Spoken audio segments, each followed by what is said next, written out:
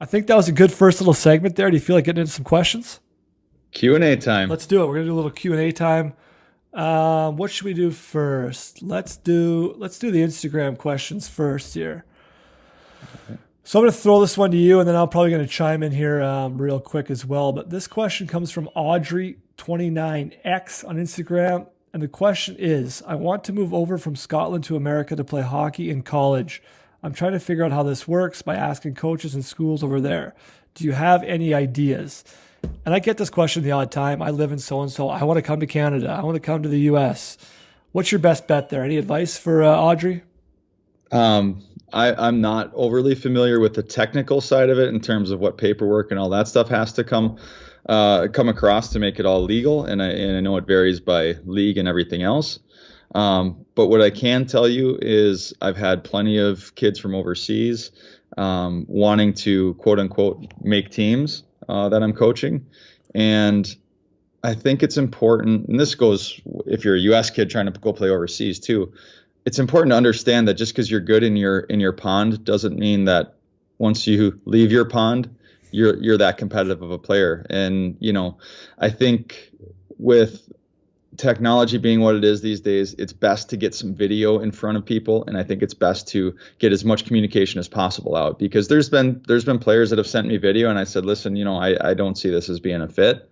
Why not save, a $2,000 plane ticket, Yeah. From flying over here? And not only that, unless you have some deep connection to a particular team or a particular program, you're going to have, if you're going to make that big of an investment to fly over for tryouts and that type of thing, you kind of have to stage yourself at multiple. And that, ironically, that then becomes a double-edged sword too, because I know coaches who, they don't like when guys are shopping themselves around, so to speak. So it's a catch-22 with that. But I mean, certainly if you can show them a little bit about yourself before you even step foot on their ice, it goes a long way, because in those situations, I think most coaches will actually take the time to watch that video. Yeah, absolutely. I think that's a great answer. And I was going to touch on that from two sides of it, because I played a long time in Europe, and people always ask me the same question. I'm from North America. How do I get to Europe? And I think my answer is always the same. Like, it's 2017. Reaching out to people and reaching out to teams has never been easier, right? Right. And looking back on my life, it was honestly something I was always scared to do for whatever reason. And once that switch kind of flipped in my head, man, so many more doors can open up for you. And just what's the harm in say you want to go play in the USHL, just for an example. What's the harm of going to every team's website, finding the GM's email address, sending them an email saying you want to try out, sending a video clip, and getting on with your life, right? You got to take the first step. You have to take the initiative. That would be my advice. Take the initiative, because this team, whoever it is, they have no idea who you are. There's a million kids playing hockey in North America, and a lot of them are really good. Okay, so take the initiative, jump on the email, and make it happen. You got to make it happen. That's the bottom line. If you want it to happen, make it happen. Like Kevin said, you might not be the best player when you get here, but if you want to make something happen, you have to find a way to make it happen. I'll give a quick background story about this. I played my last year of hockey in the Australian Hockey League. So their seasons obviously flip-flop. So a lot of guys will finish their season in Europe, go to Australia for a little holiday, a little bit of travel experience, but they also have an amateur hockey league down there.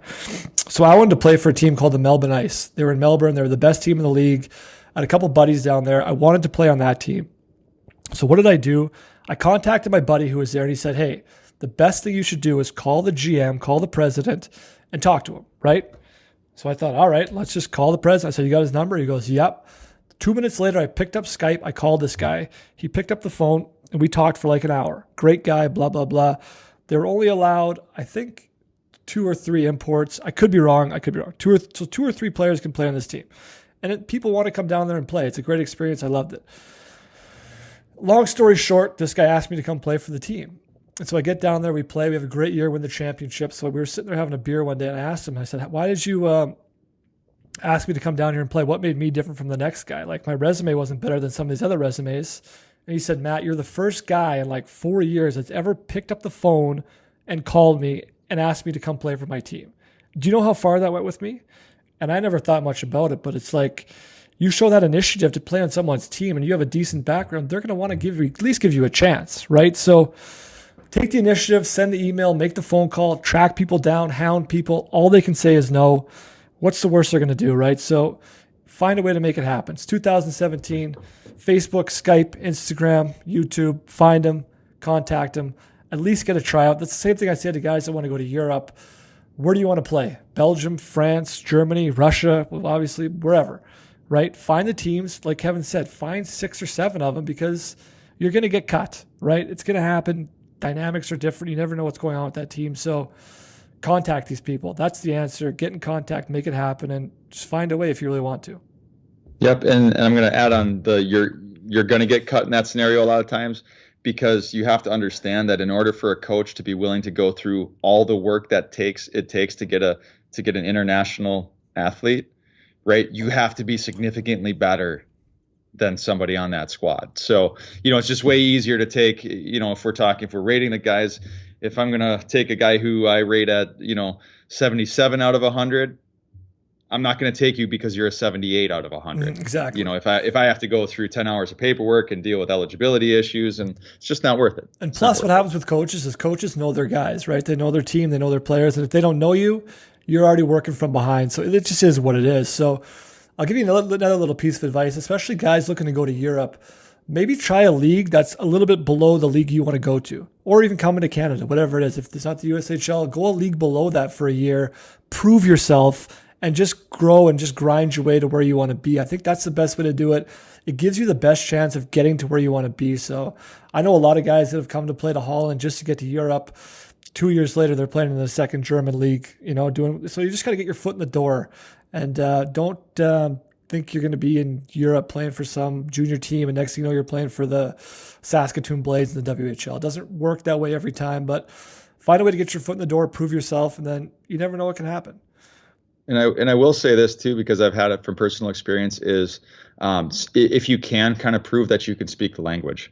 And I know that sounds silly, but I can tell you that, I've actually had Russian players where I had no idea how big that language barrier truly was once we got involved. And, and like it became clear, after the fact. And I was like, wow, at the end of the day, this kid's probably getting about 10% of what I'm actually saying. And, that's what it is. But if you can prove that you're fluent in the language, there's probably a certain comfort that comes with that. Just trying to be able to take care of yourself. I think it's kind of another thing to talk about it, because a coach or a GM or a team they don't want to be taking care of you all day. I've seen guys in my team come to Europe and they can't live. Everything's a phone call. Everything's a how do I do this? Everything's you have to go to the office to get some paperwork done, and they just look at you like, I can barely sign my own name, right? So if you're going to go somewhere to do something and play somewhere, have a little bit of life experience so you're making things easier for the team. I know it's completely outside of hockey and has nothing to do with it, but like Kevin said, hockey's a big thing. Organizations are a lot of work. There's a lot that goes into it behind the scenes that people don't see, and especially if you're an international player. I know when I played, there was always paperwork that had to be done. There was always passport stuff that had to be done, and every country's different, every city's different, every league is different. So there's a lot of work that goes into it. So make things as easy on the team as you possibly can. And we'll wrap that question up there before I go too deep into it. But I think that's a pretty helpful answer for anybody looking to get overseas anywhere and play hockey. Take the initiative. All right, moving on. We're going to go with a question. Is this from your website? Yep. This is hockeyshare.com/questions. If you guys are looking to get those in. It says, hey guys, I'm coaching girls Pee-wee rep hockey and interested in teaching puck possession regroups. This is totally a new concept to the girls this year, so here's my question. At what age do you introduce regrouping, and how do you start incorporating the concept, i.e. have players posting up, etc.? You want to jump on that one? Yeah, this I think is a really fun one for me because this starts to dive into this could take like an hour on just this question, because it starts to dive into at what age do you teach systems, and I actually have kind of probably a different answer than a lot of people on that. And I say you can start teaching it right away. You can start teaching it when they're really young. However, tie this back to one of my comments earlier.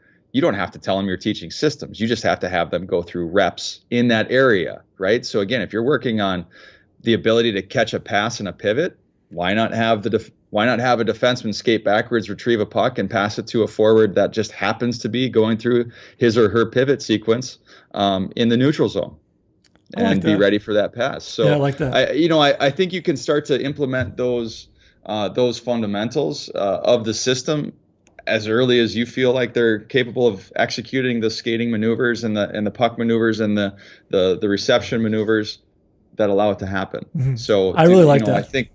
think by Pee Wee, I think they're ready to really start to kind of get into like understanding why it's happening more and more. Can it be introduced in squirts? Yeah, absolutely. But put it into a mini game scenario. People, I think, get this notion that a drill has to have cones to be effective or tires on the ice or pads on the ice to be effective.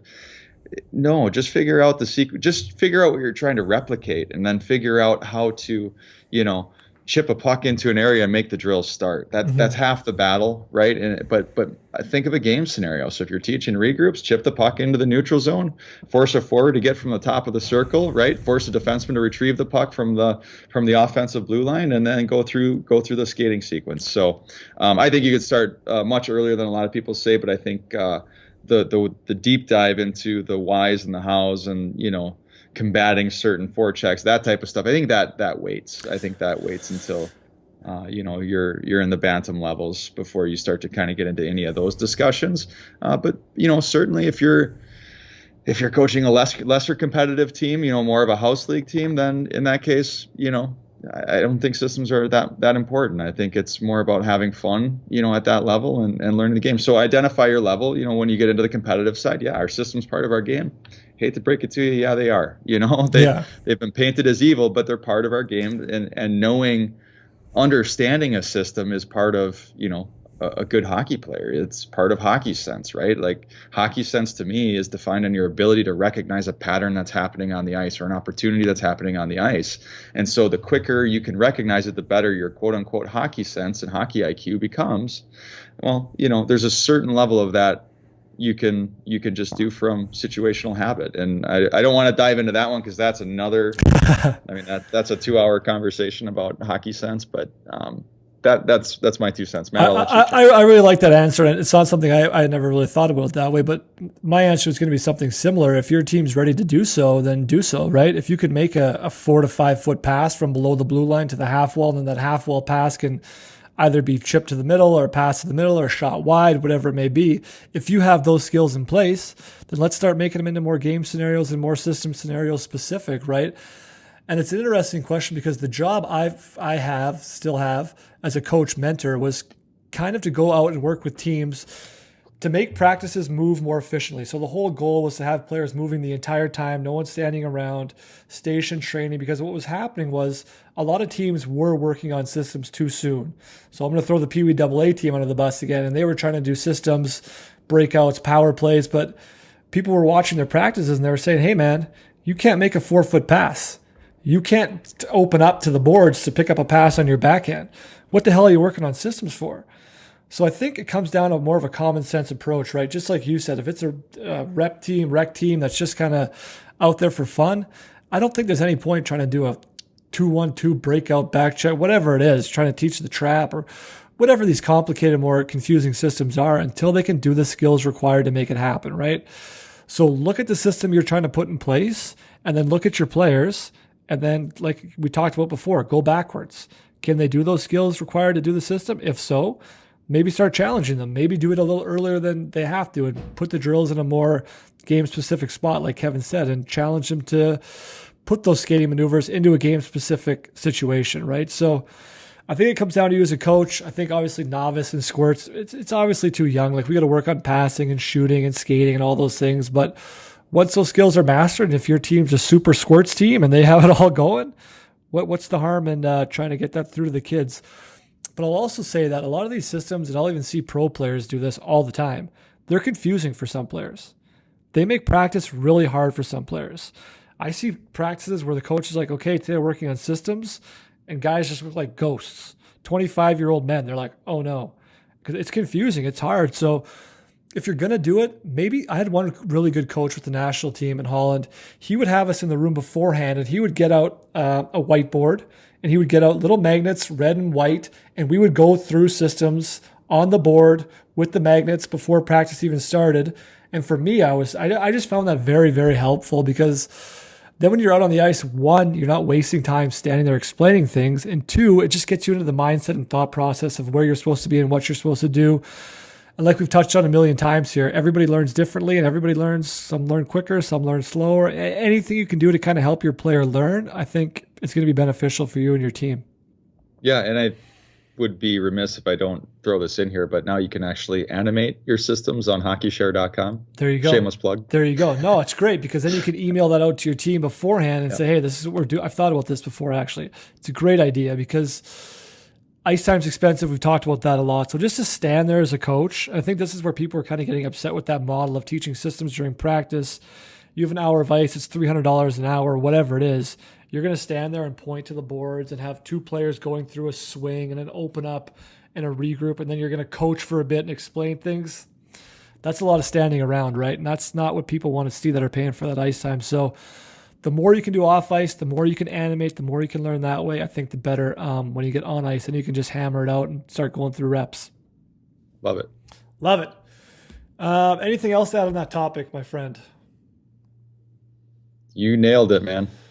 Okay, what's the next one? What we're going to do is we're going to fire up the Instagram live here and see if we can get a few questions coming in and just answer them live and share some information and some insights live on the feed here. Oh, here's a good question. We'll get into this one right now from T Cannon 24. So we're back on the podcast. We're doing some Instagram live Q&A here, me and Kevin. The question comes from T Cannon 24. Your thoughts on the Vegas draft? Kind of off topic from what we've been talking about, but I just saw a nice little montage for Fleury this morning. You saw he got picked up by the Vegas team there, and what a career he had in Pittsburgh. The guy was a stud, won a bunch of cups, seemed to be pretty emotional leaving his team. So do you have any thoughts on the old Vegas draft? First off, I would say that it's cool to still see that there are players that are still that well respected, that it went through that sort of a sequence. I think that was really neat to see that it was an emotional thing, not only for Marc-Andre Fleury, but also for the city and his teammates. Like that tells you a lot about a guy's character. So that was pretty cool. I'm going to be honest here and say that I was actually on the ice, so I didn't get to watch the draft. I think I think I think the thing is you can look at it and you can say, well, they should have taken this player or that player. But I think you're also having to look at a lot of the stuff that happens behind the scenes to actually know the reasoning behind taking certain players. I think that the two obvious ones that I saw coming into this were Neil from Nashville and Marc-Andre Fleury from Pittsburgh, right? So I think those two were the ones that sort of leaked out. I guess I feel like that it would have been a little bit more exciting for me when I was kind of glancing at the list had I not known that was already like 99% going to happen. But I think it's crazy. You can go from a Stanley Cup contending team to playing for an expansion team almost overnight, right? You win a cup, you're on a high, you're playing on the best team in the world, and now you're starting from scratch, almost zero. And I look at that lineup, and nothing against anybody in the NHL, but like compared to other NHL lineups, it's gonna be tough sledding for those guys. And I wish them the best of luck. I think hockey in Vegas is a cool thing. I'm not sure if it's going to work out or not, but we will see. I watched a Facebook montage on Marc-Andre Fleury, and just to see how he was respected by the fans. And I also think to have that respect from your teammates is something that every player should be striving for, right? It's crazy to see Malkin and Crosby posting things about him and how valuable he was to the team, and not only as a player, but as a teammate as well. So I think that was super cool to see, and time will tell to see how they do, but I think it'll be interesting. Moving on here to another question. Here's a good question from Jack Calvert.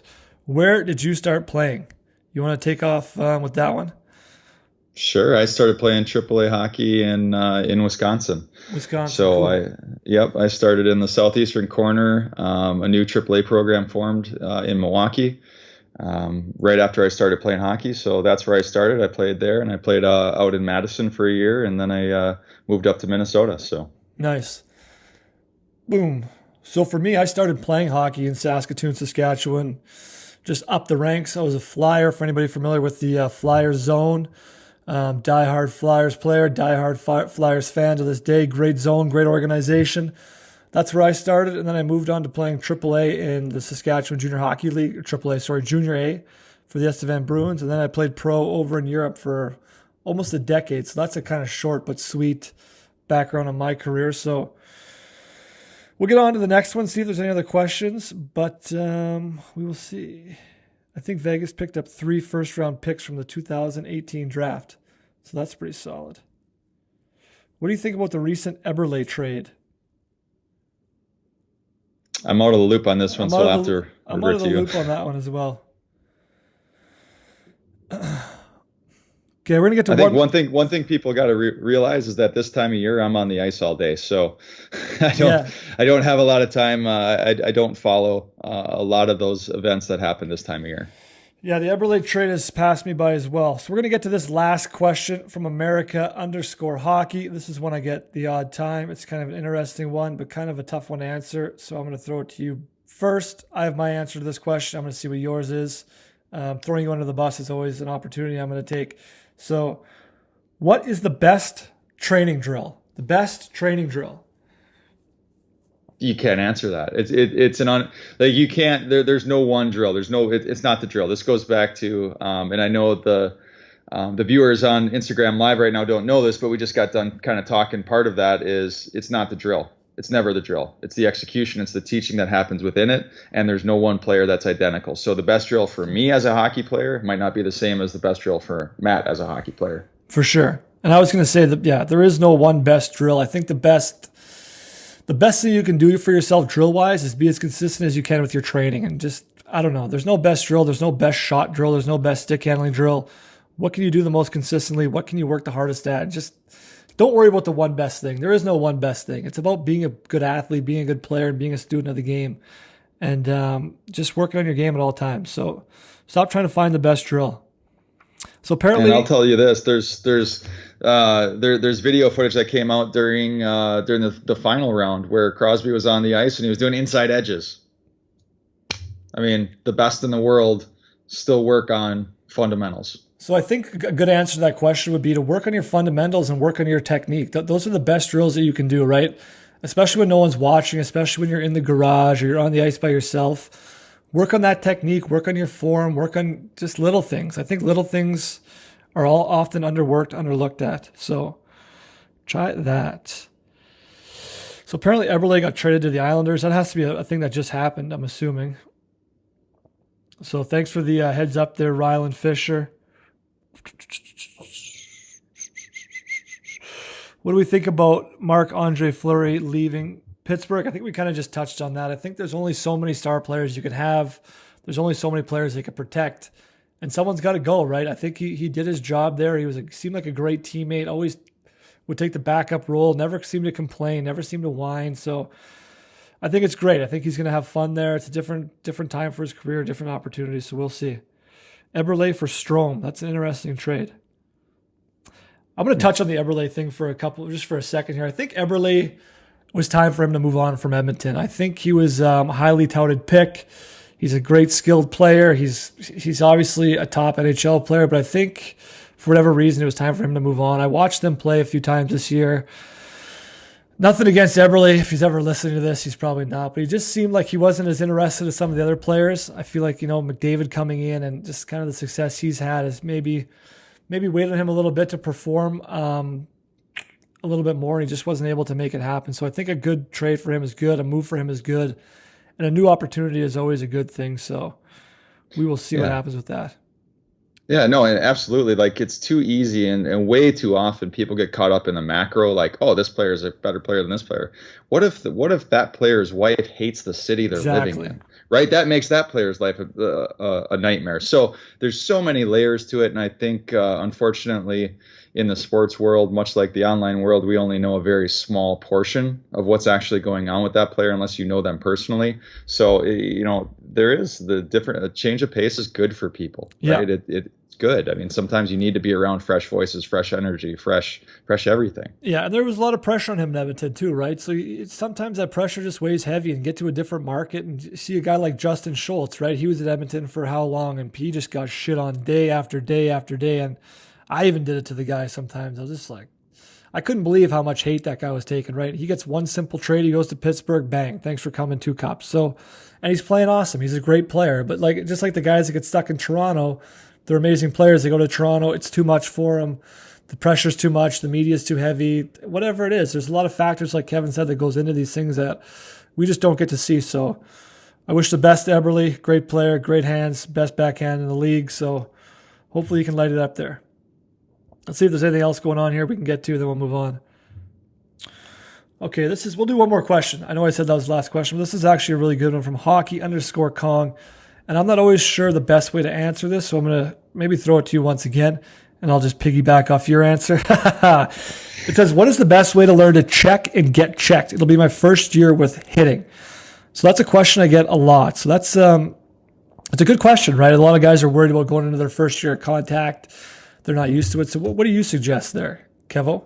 I think almost every down here, all the local states require you to go through a check-in clinic. Yeah. So I think that's a great start. It's one of those skills that's very difficult to work on yourself. I think if you understand the basics of energy, it will help you tremendously. And what I mean by that is,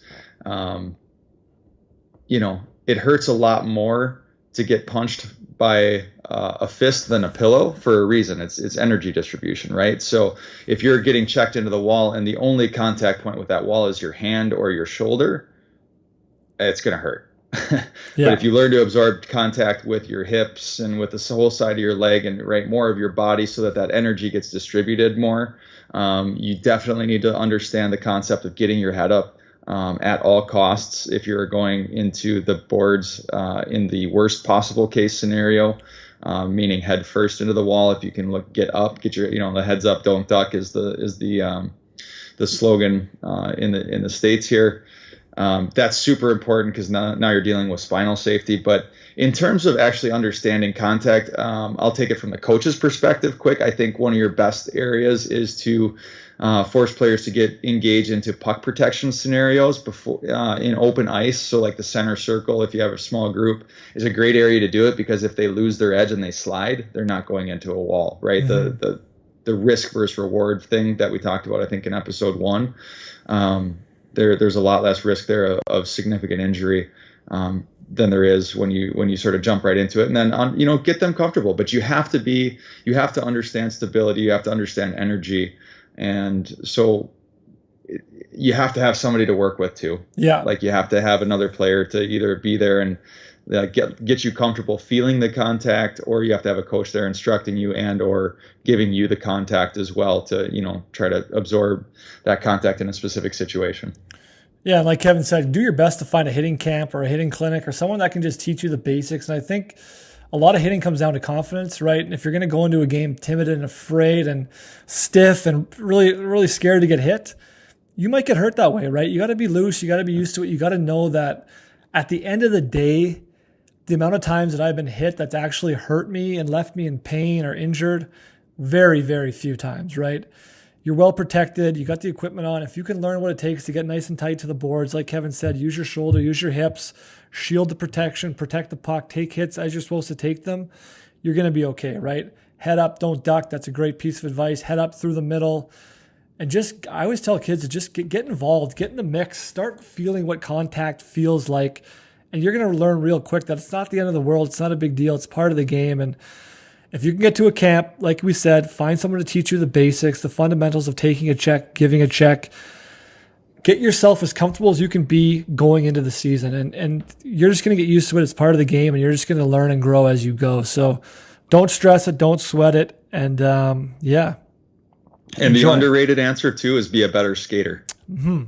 Stronger on your skates, right? Yep. Okay, guys, we're going to wrap that Q&A up for now on the Instagram Live. Thanks for stopping by. And we will see you guys next time. Oh, that was kind of hard to keep track of everything that was going on there. That's good. You did good. We can edit that together. So, yeah. Should I just do a quick outro and then absolutely. We'll call it a day?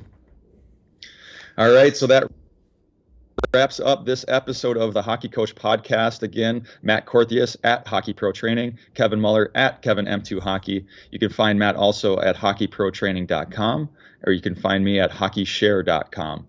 We appreciate it. If you have questions for our podcast, hit us up at hockeyshare.com/questions. We'll see you next episode.